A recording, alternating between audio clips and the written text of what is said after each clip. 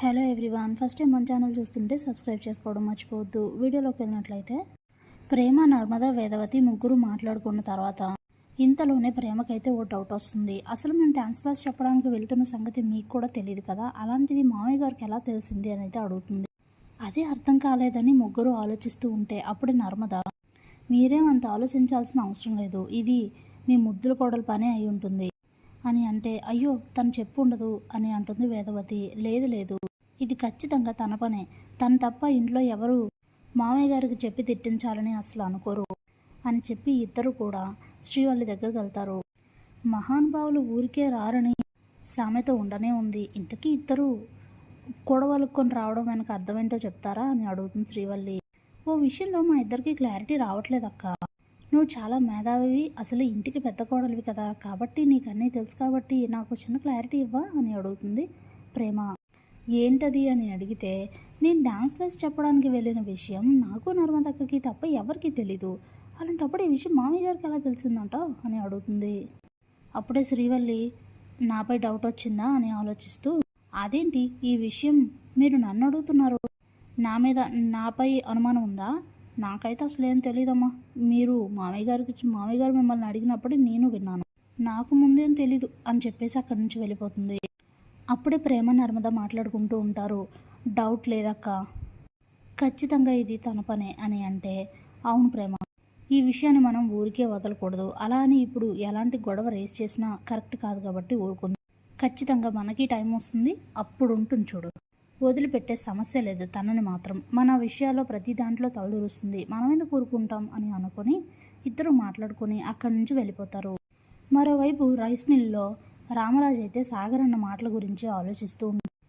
ఇక బాగా ఆలోచించాక, నేను సాగర్ చెప్పింది కరెక్టేనా, నేను నర్మదను అలా అనుండాల్సింది కాదా అని ఆలోచిస్తే, నిజమే కదా, నేను ఎందుకు తను అలా అన్నాను, తను ఇంటికి వచ్చిన తర్వాత గొడవలేమయ్యాయి, ఈ ఇంటి కోసం, ఇంటి పరువు కోసం అందరి గురించి ఆలోచించే కోడలు కదా, నేను అలా అనడం తప్పు కదా అని అయితే రియలైజ్ అవుతాడు. ఇక సరే అని చెప్పి ఏదో పని మీద రామరాజు, తిరుపతి ఇద్దరు కూడా వేరే చోటుకైతే వెళ్తారు. అక్కడ వాళ్ళతో మాట్లాడేసి అక్కడి నుంచి వస్తూ ఉండగా అప్పుడే అటుగా వెళ్తూ అక్కడ ధీరజ్ని చూస్తారు వీళ్ళిద్దరూ. ఇక బండి ఆపి ఆ మాటలు వింటూ ఉంటారు. ఒక ఆయనతో మాట్లాడుతూ ఉంటాడు ధీరజ్. ఎందుకు ఇంత లేటుగా వచ్చావని అతనైతే ధీరజ్ని తిడుతూ ఉంటారు. ఇదేంటి సార్, మీరు చెప్పిన టైంకి వచ్చినా కూడా మళ్ళీ నన్నెందుకు అంటున్నారని ధీరజ్ అయితే అడుగుతాడు. ఇక కొడుకుని అలా పరాయి వ్యక్తి తిడుతూ ఉండడం తట్టుకోలేకపోతారు రామరాజు. వెంటనే తిరుపతిని పంపించి ధీరజ్ని అయితే రమ్మని చెప్తాడు. అప్పుడు ధీరజ్ రామరాజు దగ్గరికి వస్తే బండెక్కు అని చెప్తాడు. నానా మరి సైకిల్ అని అంటే అప్పుడే తిరుపతి నేను తీసుకొస్తానని చెప్తాడు. ఇక రామరాజు, ధీరజ్ ఇద్దరూ కూడా బండి మీద అయితే వస్తూ ఉంటారు. తన తండ్రి బండిపై వస్తున్నందుకు, మళ్ళీ అంత దగ్గర అయినందుకు చాలా సంతోషిస్తూ ఉంటాడు ధీరజ్. ఇంతలోనే ఇద్దరు కలిసి ఇంటికి వస్తారు.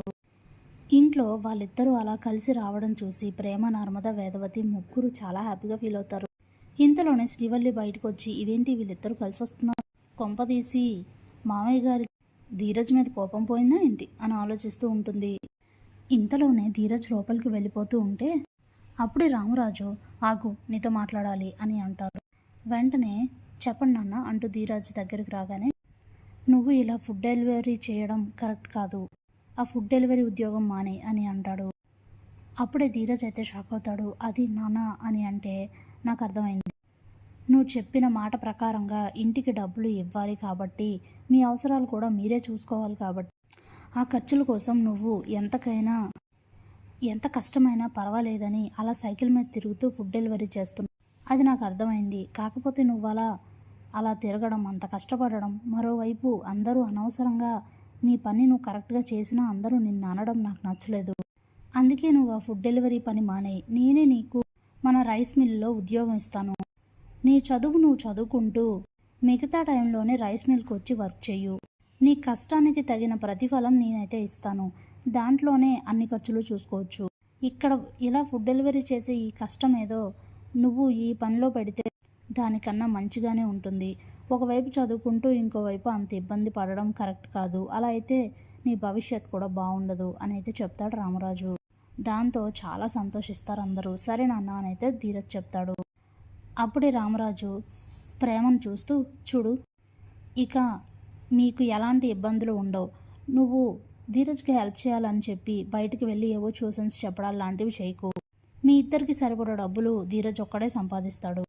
ఇక నువ్వు మళ్ళీ బయటికి వెళ్ళి ట్యూషన్స్ చెప్పడాలు, దానివల్ల ఇంట్లో గొడవలు పడ్డాలు ఇలాంటివేవి చేయకండి అని చెప్పి అక్కడి నుంచి అయితే వెళ్ళిపోతాడు రామరాజు. ఇక తన నిర్ణయంతో ఇంట్లో అందరూ చాలా హ్యాపీగా ఫీల్ అవుతారు. శ్రీవల్లికి మాత్రం ఇక్కడి నుంచి ఇంట్లో ఎలా గొడవలు సృష్టించాలో అర్థం కావట్లేదే అనుకొని చాలా కంగారు పడుతూ ఉంటుంది. Thanks for watching.